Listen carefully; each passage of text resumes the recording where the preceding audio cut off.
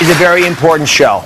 It's one show you cannot afford to miss. So grab a pen and a piece of paper, call your friends, get your family involved, because I'm issuing an alert. There's a state of emergency with America's water. Lethal contaminants are creating a toxic mix in the water that you're drinking, in the water you bathe in, and the water you brush your teeth with. Parasites, chemical cleaning agents, arsenic, even animal feces can be lurking in the water in your home, and you don't even know it. Today, I'll tell you exactly what you must know about the water you drink and how to protect yourself and your family. This is life-saving information. Take a look. Water. It's the primal source of all life on our planet. We drink it, we bathe in it, we grow our food with it. Without it, we will die. So when we turn on the faucets in our homes, we expect the water that pours out to be clean, fresh, and safe. What you don't know is much of our water is making us sick, maybe even killing us. Here are the hard facts. Every year, nearly 20 million of us get sick from water infected by parasites, bacteria, and viruses. And 1 out of every 10 of us gets exposed to water contaminated with toxic chemicals, poisoning our bodies. Manganese, barium, lead, even arsenic. All of it pumped illegally into our soil, contaminating our water supply. The New York Times reports the Clean Water Act, passed in 1972 to protect the safety of our water, has been violated more than 500,000 times just in the last 5 years alone. Who's poisoning our water? Businesses of every kind, from large chemical factories and power plants to your local gas stations and dry cleaners. But also you and me, the products we use every day. Prescription drugs, shampoos, sunscreen, all are showing up in our water supply and often can't be filtered out. America's compromised water puts all of us at risk. But would you know if you and your family are safe? I've called on the very best experts to shed some light on this very dark subject. First up, Charles Duhigg. He's a New York Times reporter who has blown the lid off what's happening to America's water. In a series of articles called Toxic Water, Charles has spent the last 10 months compiling a state-by-state list of clean water violations that is absolutely terrifying. It's way more extensive than any information the EPA has, and it exposes major flaws in the way our government protects our water. So Charles, again, congratulations. And I opened the Times, and I saw that big picture on the front page of a kid whose teeth had been rotted by some of the food and water that he'd been exposed to. Teach us a little bit about where these pollutants are all coming from. Share with us some insights about how this would naturally happen, even if someone didn't want it to happen. Well, Congress in the 1970s passed laws to protect all of our water sources. The Clean Water Act is the most famous of these.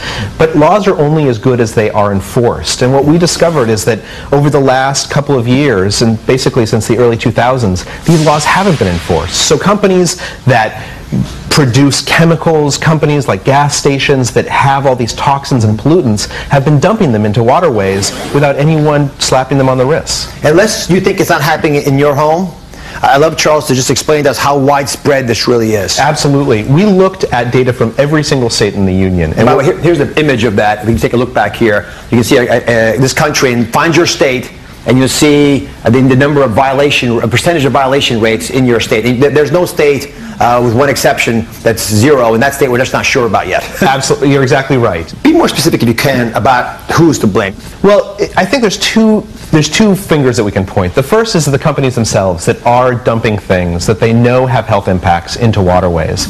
But the second finger, and the other people who are to blame, are the state regulators. Yeah, it's compelling when you understand it, you realize how far-reaching it really is. It impacts all of our lives. Well, in West Virginia, not far from the capital city, hundreds of people are suffering with painful illnesses, and some are even dying. They and many experts believe the diseases they're coming down with are a result of several toxic chemicals that were illegally dumped into their water by several coal mines in their area. I want you to meet Jennifer Hall Massey and her family. Take a look at what they believe their water is doing to their family's health. When we moved here, it was wonderful. Oh, good kids. My neighbor to the back of me is a mountain. In front of me we have a creek. But Within 3 years, I had to start having crowns on my teeth, and it made absolutely no sense to my dentist. Then I get pregnant with Ryan. Ryan had reflux, an extreme case when he was an infant. Clay had eczema really bad all over his face, his legs, his arms. My oldest boy, his teeth went awful. I think he had like 9 caps or 11, I don't remember now. Bad water got in, it just affected my teeth. I've had like 5 blood clots, and I'm 39 now, not 89. In 2006, my little brother developed a brain tumor. He was only 29 years old. It was larger than a softball. In October the 6th of 06, he went shopping with his friends that evening, was fine, and fell over with a seizure at night, and no one saw him.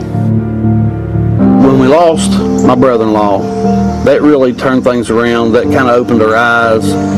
We were talking to the neighbors and realizing how many others actually had brain tumors. 6 people within a 300-yard radius had brain tumors. It had to be in the water. That's the only thing they had in common, is the water. Our water test came back with significant amounts of manganese, lead, barium, arsenic, and nickel, all things in very unsafe concentrations. Now we do not use the water for anything other than bathing, and I do have to wash clothes in it and clean the house with it. Your number one job is to protect your children, and it's hard when your child is in the bathtub and you know they're sitting in arsenic and high levels of lead. This is America, but yet we don't have safe drinking water. Well, Jennifer's with us today. Thank you for coming. You're welcome. Thank you for having us. I mean, it touches all our hearts when we see that. And if I could ask you to speak for all the moms out there, I mean, you do what you think is best for your kids. And something that seems so obvious is giving them water, which seems good for them, ends up to be toxic for them. Yes. And how did that shake your world? It was a shock to us. You know, this is America. This should not be happening today. And, you know, it kills your heart when you have to bathe them at night and know that they're sitting in arsenic, lead, manganese, things that they should never be exposed to. I mean, how do you manage life when you don't have access to water? I mean, that's the picture that I saw, actually, the first day. What we do, we limit our exposure to the water. You know, I have containers in the bathroom. If they brush their teeth now, they get a container. They take the container, pour water in a cup, and they use that instead of using the water from the faucet. Ironically, we've been doing that for about 1.5 years now, and Ryan has not had any more dental issues since we started using that kind of water. When you look around you and see the other families that get sick, and you spoke about your brother. Yes. The fact that there have been other people who have died. Yes. So, you know, cavities are one thing. Yes. Brain cancer is a different thing. Yes. That must hurt. Oh, yeah. We have had 6 brain tumors within a 10-mile span of our home, and half of them died. I actually have a list of a health survey that was done in your community, and these are numbers that are surprising to you, but upper respiratory problems, more than half the population, as with dental issues. Yes. A third of the people have big skin problems. More than half have intestinal problems, a lot of gallbladder issues, stomach infections. Don't you get angry? Oh, you get very angry. It's sad. It's really sad. And the scariest part, you know, now we know what's in our water. You know, 2 years ago, we didn't know what was in our water. But now that we know, we still don't know what's going to happen to our children tomorrow, you know, or the next day, or 5 years down the road. And having no control over that, it's very scary as a mother. Well, to help me explain how toxic water affects your health, I've invited the leading physician in environmental health in this country. Dr. Patricia Meinhardt is one of the few doctors trained in the risks of contaminated water, and she's worked with the EPA, the CDC, and Homeland Security to help keep our water safe. So when it comes to toxic water, we're talking about 3 basic issues. The first is the toxic chemicals, like what we've just heard about in West Virginia. If you could help all of America understand a bit more about how real of an issue these are and how it's going to impact our life. The EPA regulates about 200 different chemicals in our water, but remember, we use chemicals for everything. So there are about 84,000 chemicals in industrial and agricultural use in the United States, and many of them are soluble in water. So if they're soluble in water, that means they have the potential to contaminate our water supplies.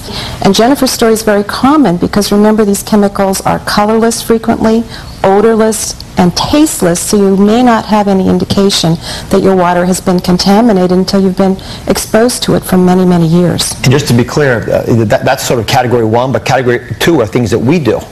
The way we shampoo ourselves, the personal grooming items that we use, all these medications that we sometimes use and throw away down the toilet, they all enter into our sewage system, they enter into our water supply because of that. And some of these products, especially some of the antibiotics and chemicals that we throw away, actually change the way hormones work in our body. In fact, if you look in major urban areas now, there are no more male fish. And the reason for that is those fish are born both male and female and evolve into being males or females depending on what chemicals they're exposed to. If you overwhelm the fish's natural chemical system with toxins from our water supply, which is what is happening, they all evolve to become female fish. Again, it's one of the signs that this is not just a subtle problem in one part of the country or another. This is in all the major urban areas of our nation. Dr. Meinhardt, talk to me a little bit about parasites and bacteria. And I know that this gets into that basic fundamental reality that we have a lot of livestock and we have human sewage as well. And the management of that has become a problem. We face a lot of new challenges, and much of that has to do with agricultural practices, intensive and concentrated livestock operations. Toxic E. coli is now something that has been transmitted in water. The people who have the most to lose from these exposures are the vulnerable populations among us. Pregnant women developing fetuses, infants and children, anybody on chemotherapy, and really anybody who's got a chronic medical condition is at increased risk for these diseases. And for the moms out there, Jennifer, obviously the kids are the ones we worry about because they're the canaries in the coal mine. They're the ones that actually often will reflect the symptoms the first. It's easier said than done. And we see a big map of America, and all the moms out there should be realizing their states are involved in some way or another. I have sort of one big question that I'm left with. Why are you still there? Well, our first instinct when we realized our water was contaminated was to take our children and get out of the community. And so we put our house on the market, and you can't sell a house with contaminated water. Who's going to buy it? And the neighbors down the road are the same way. So what we did as a community, we decided to stand, fight for a municipal water supply. They initially told us it would take 10 years. We have managed to get that dwindled down to 2. So, and that's been solely a result of the hard work of primarily the mothers in the community, but the fathers have helped us out too. And it's to protect our children. So, yeah. It was a shout out to the moms. You will be the ones who are the change agents. You will make this happen. Thank you very much, Jennifer. Thank you to Charles Duhigg for the great articles. Patricia Meinhardt, thank you very much for joining us today. But I know that although we've given you a lot of information today and some of it's overwhelming, you're going to have things you can do in your own life.